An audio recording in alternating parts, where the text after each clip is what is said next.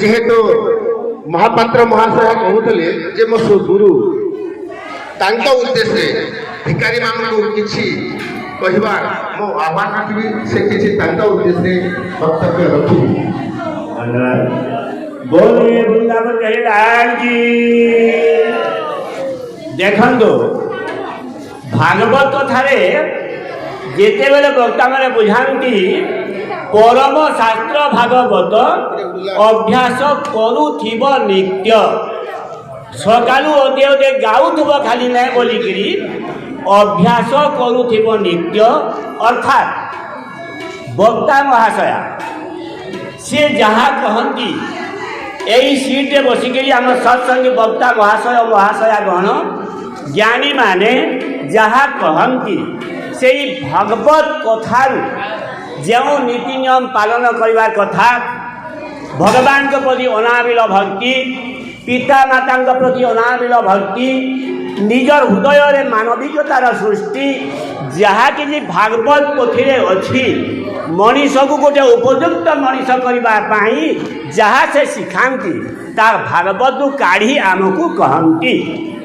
ताकू जदि आमे शिखि न पारिबा आमे परम शास्त्र भागवत बोली जेते गाइले जेते पूजा कले मध्य किसी काम देव नहीं।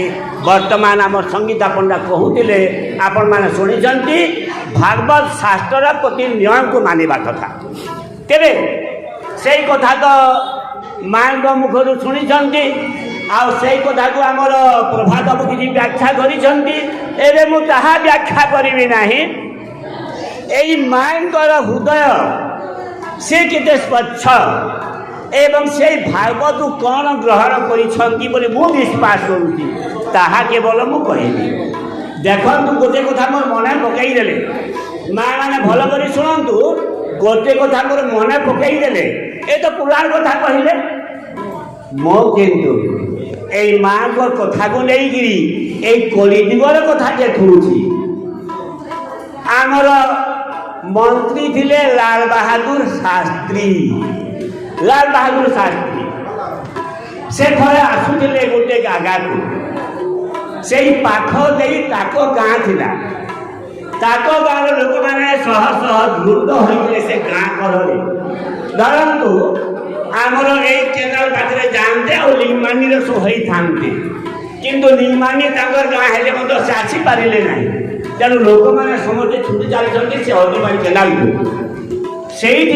समस्ते लाल बहादुर शास्त्री की जय करुछंती लाल बहादुर शास्त्री तो भितर बसी हठात देखिले से जनसमागम भितर गोटे बुढ़ी पादरे चप्पल नहीं गोटे मैला कपड़ा पिंधि मैला भजा देखा जाऊँगी सफा खाई पारे पूराटा बोध हुए एवं बुढ़ी जमी लोचक जो ठिया वर्षाटे टे तल कादो हो ଲାଲ ବାବୁ ସାଥୀ ହଠାତ୍ ଜମ୍ପ କରି ଉଠି ପଡ଼ିଲେ।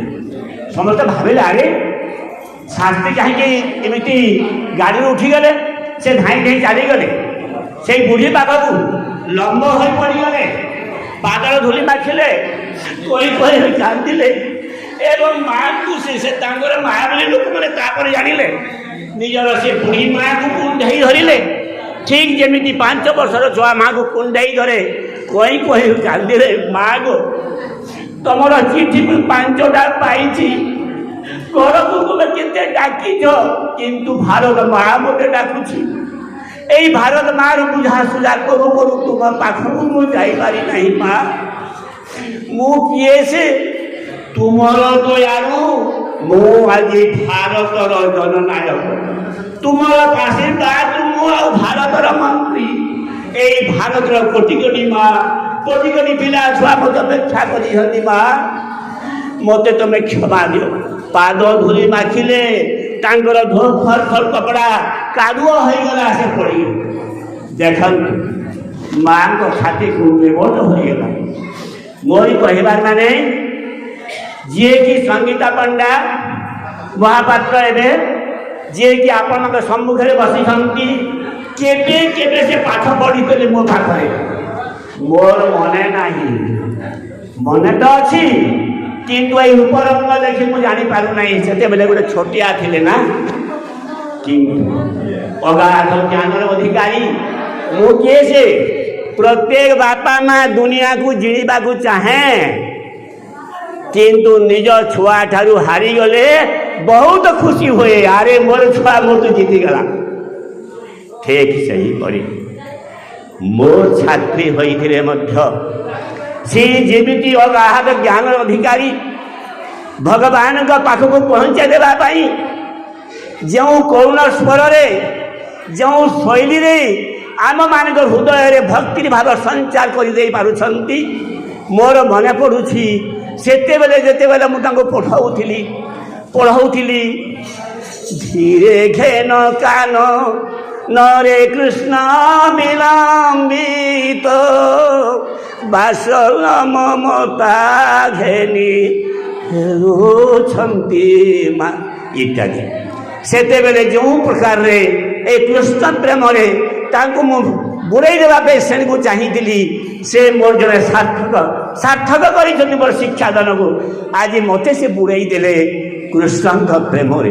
ତାଙ୍କର ଯେତେବେଳେ ଭାବରେ ଭଗବାନଙ୍କର ଗୁଣ କୀର୍ତ୍ତନ କରୁଥିଲେ, ଯେଉଁ ବାତ୍ସଲ୍ୟ ସ୍ନେହର କଥା କହୁଥିଲେ ଏବଂ ନନ୍ଦ ଯଶୋଦାଙ୍କର ଯେଉଁ ପ୍ରକାର ହୃଦୟରେ ବାତ୍ସଲ୍ୟତା ସାଙ୍ଗେ ଗୋପୀମାନଙ୍କ ସହିତ ଉଦ୍ଧବ ସହିତ ଯେଉଁ ପ୍ରକାର ସେ ଶୈଳୀ ଉପସ୍ଥାପନ କରୁଥିଲେ, ମୁଁ ମଧ୍ୟ ଭାବୋଚ୍ଛ୍ୱାସ ହୋଇ ଶୁଣୁଥିଲି। ଭଗବାନ ମଙ୍ଗଳ କରନ୍ତୁ। ଏଇ ମାଆଙ୍କ ଉତ୍ତରୋତ୍ତର ସେ ଦୀର୍ଘାୟୁ ହୋଇ ଏମିତି ସମସ୍ତ ହୃଦୟରେ କୃଷ୍ଣ ପ୍ରେମ ଭକ୍ତିଭାବ, ଭଗବାନଙ୍କ ପ୍ରତି ଭକ୍ତିଭାବ ସଞ୍ଚାର କରୁଥାନ୍ତୁ। ଭଗବାନ ତାଙ୍କ ଚଳାପଟକୁ ଏବଂ ମଙ୍ଗଳମୟ କରନ୍ତୁ। ପୁଷ୍ପପୃଷ୍ଟି କରନ୍ତୁ। ଧନ୍ୟବାଦ। बोलिए कृष्णचंद्र भगवान की।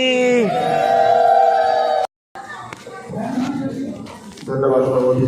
କଥା କମ ସମୟରେ ମଧ୍ୟ ନିଜ ଶିଷ୍ୟକୁ ପାଇ ପାଖରେ ଯାହା ଗୋଟେ ଗୁରୁ ପାଖରେ ଥାଏ, ଗୁରୁ ଶିଷ୍ୟର ଯେଉଁ ପରମ୍ପରା ବାସ୍ତବିକ ଏକ ସତ୍ୟ କୁହାଯିବ, ତାକୁ ତ ମୁଁ ବର୍ଣ୍ଣନା କରିପାରୁନି, ମୋ ପାଖରେ ଆଉ କମ ସମୟ ଅଛି। ଯେତେବେଳେ ଗୁରୁ शिष्य ବା ଶିଷ୍ୟକୁ ଦେଖେ ତାଠାରୁ ଅଧିକ ଢେର ଭଗବାନ ଜାଣିବାର ଯେଉଁ ପ୍ରୟାସ ବା ଭଗବାନଙ୍କ ରାସ୍ତା, ଏଇଟା ଗୁରୁ ପାଇଁ ଶ୍ରେଷ୍ଠ ପୁରସ୍କାର।